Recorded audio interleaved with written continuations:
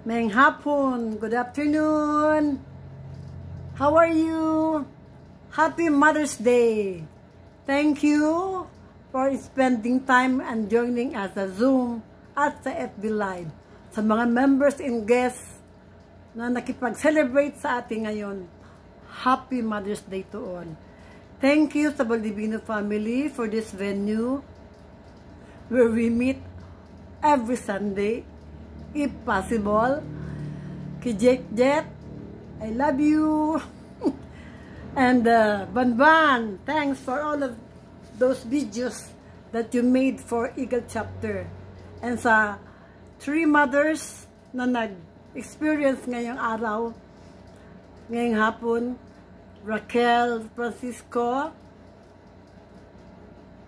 Karen Baldivino, and Elena Marquez. Thank you very much sa mga experiences ninyo. I hope ang guests nakakita sila o nakarinig na sila ng mga experiences natin through chanting Namyo Renge-kyo. This is a part of our dialogue to them,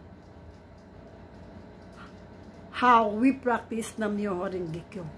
Dialogue din natin ito sa ating pamilya para magkasundo-sundo tayong lahat. And all SGI members are making dialogue to each other through messaging, testing, phone calls, messenger, and online apps.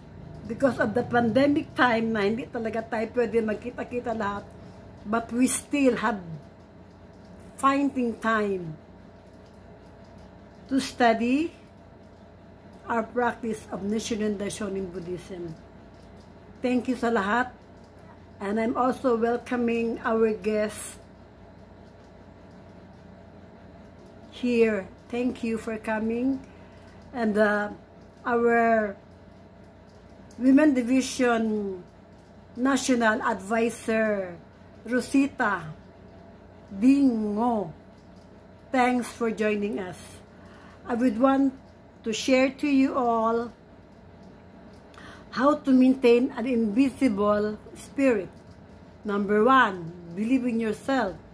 Number 2, persevere and win against all odds. Number 3, believe in your potential.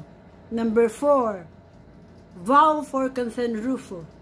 Number 5, manifest the life state of Buddhahood. 6, never be defeated. Number 7, keep patient. And number 8, believe it. You possess the same life state as that of Nichiren Daishonin. So, I am going to share to you now a guidance from President Ikeda. In life, we are often faced with various competing responsibilities. The important thing is to be determined, to give your all, and to be fully engaged in what you are doing at any given moment. The secret to successful fulfilling a variety of roles is to concentrate fully in the task at hand, and is to systematically give in your best effort, maintaining a possible forward-looking attitude, not worrying. So, sa mga guests, please try chanting Namyo Renge-kyo. I-wish na lang gusto ninyong mahitabo sa inyong kinabuhi. And thank you all for joining us. Happy Mother's Day to all.